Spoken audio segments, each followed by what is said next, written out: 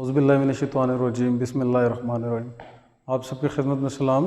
और जैसे कि टेलीकम्युनिकेशन सिस्टम्स और कम्युनिकेशन सिस्टम्स के मुश्तरका लेक्चर्स जारी हैं, तो उसमें आज का जो हमारा टॉपिक है वो है AM रिसीवर। लास्ट टाइम हम बात कर रहे थे, मॉड्यूलेशंस की बात कर रहे थे, मॉड्यूलेशन की नीड पे बात की थी, डीमॉड्यूलेशन पे बात की थी, उसकी रिक्वायरमेंट और नीड पे बात की थी। आज हम AM रिसीवर को स्टडी करेंगे। सादा लफ्ज़ों में देखेंगे कि AM रिसीवर करता क्या है। बेसिकली तो लास्ट टाइम जैसे हमने बात की थी कि दो फ्रिक्वेंसीज, एम्पलीट्यूड फ्रिक्वेंसी और कैरियर फ्रिक्वेंसी के इश्तराक से एक जो मॉड्यूलेशन बनती है उसको हम लोग दो बैंड्स के साथ एक तीसरे बैंड की सूरत में वसूल करते हैं। उसको हम लोग एम्पलीट्यूड मॉड्यूलेटेड सिग्नल कहते हैं। अब देखना यहाँ पर यह है कि वो फिज़िकली फॉर्म में किस तरीके से हम उसको बना सकते हैं, किस तरीके से वो बनती है। यहाँ डिज़ाइन की बात है और उसकी वर्किंग की बात हम करेंगे। तो here is AM receiver. AM receiver की डेफिनेशन देखते हैं क्या है। AM receiver is such a device which selects the required frequency channel from various amplitude modulated radio frequency signals, and it amplifies and demodulates the signal. As a result, we listen audio through speaker. सादा लफ्ज़ों में इसको अगर समझाई जाए बात तो वो ऐसे है कि फ़िज़ा के अंदर हवा में हर वक्त बहुत सी रेडियाई लहरें या इलेक्ट्रोमैग्नेटिक वेव्स दौड़ रही हैं। उन्हीं के अंदर कुछ ट्रांसमिट हुई रेडियो स्टेशन से उसकी जो ब्रॉडकास्टिंग है वहाँ से थ्रू ट्रांसमीटर ट्रांसमिट हुए जो सिग्नल्स होते हैं, जैसे कि पहले डिस्कस हुआ है, वो क्या होते हैं, वो बेसिकली एम्पलीट्यूड मॉड्यूलेटेड सिग्नल्स होते हैं।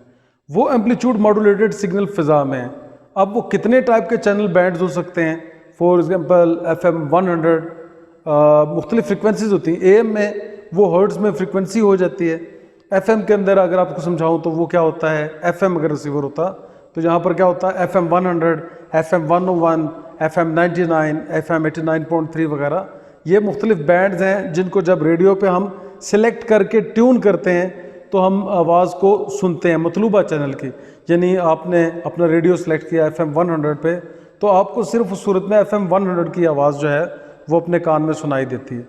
तो यहाँ पर उसी पैटर्न को लेकर हम लोग चल रहे हैं कि इसने किया क्या यहाँ पर कि एक बैंड सेलेक्ट किया। बहुत सी फ्रिक्वेंसीज थी एम्पलीट्यूड मॉड्यूलेटेड सिग्नल्स की, उनमें से एक मतलूबा फ्रिक्वेंसी यानी मैं कहता हूँ 400 मेगाहर्ट्ज़ की फ्रिक्वेंसी के ऊपर उसने लाहौर स्टेशन जो था उसको सेलेक्ट कर लिया है एम्पलीट्यूड मॉड्यूलेटेड रिसीवर के ऊपर, यानी अपने रेडियो के ऊपर।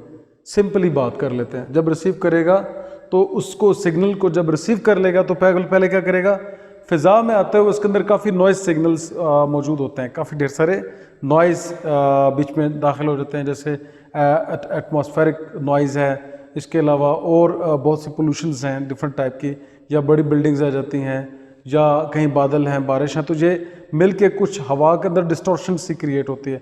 उसकी वजह से आपको बहुत सी आवाज़ें डिस्टॉर्ट होके कॉमन सिग्नल के साथ सुनाई देती हैं।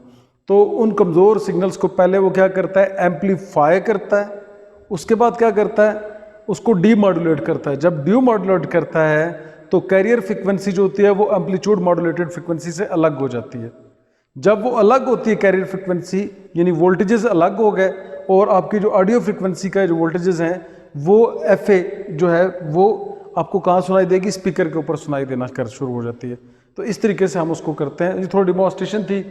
डिज़ाइन एंड टाइप्स के ऊपर बात कर लेते हैं थोड़ी सी कि AM रिसीवर्स यानी डिफरेंट टाइप के रेडियो सर्किट्स होते हैं जो माजी में इस्तेमाल होते हैं, अभी भी इस्तेमाल होते हैं दूर दराज इलाकों में जहाँ FM की ट्रांसमिशन नहीं जाती रेडियो की, वहाँ पर AM रेडियो की जो ट्रांसमिशन है वो थ्रू हो रही है, AM रिसीवर के ऊपर सुनी जाती है। और AM रिसीवर को नॉर्मली आप वायरलेस ऑपरेटिंग सिस्टम्स में इस्तेमाल करते हैं या अमूमन आम तौर पर सादा लफ्ज़ों में हम उसको घर में इस्तेमाल करते हैं।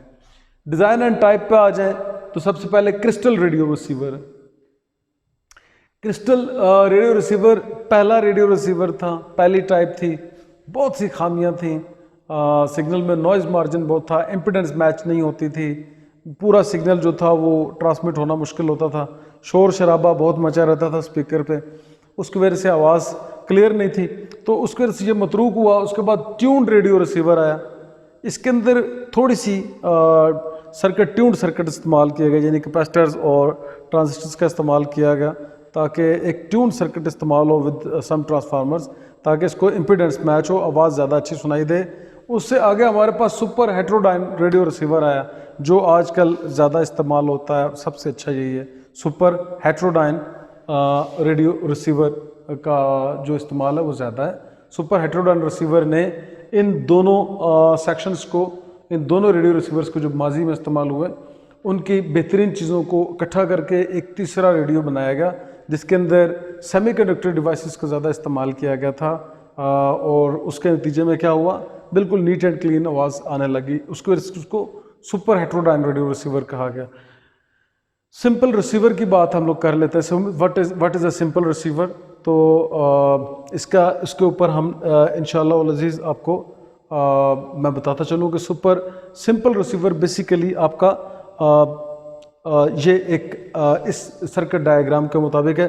ये एक सिंपल लूप टाइप एंटेना है जो हवा में आने वाले एम्पलीट्यूड मॉड्यूलेटेड सिग्नल्स को वसूल करता है। उसके बाद ये आगे इसके कंडक्टर लगा हुआ है, ये क्या करता है, ये हवा में जो आने वाली डिस्टॉर्शंस होती हैं अपने साथ उनको मैन्यूड कर देता है। ये ट्यून्ड सर्किट है जो बेसिकली वेरिएबल कैपेसिटर के ऊपर शो कर रहा है। ये यहाँ से ट्यून करता है कि मुझे कितनी फ्रीक्वेंसी रिक्वायर्ड है, और यहाँ पर ये क्या करेगा, उसको उसके अंदर से डिस्टॉर्शन निकालेगा। डायोड क्या करेगा, उसको मज़ीद स्मूथ करेगा और उसके अंदर उसकी फिल्ट्रेशन कर देगा।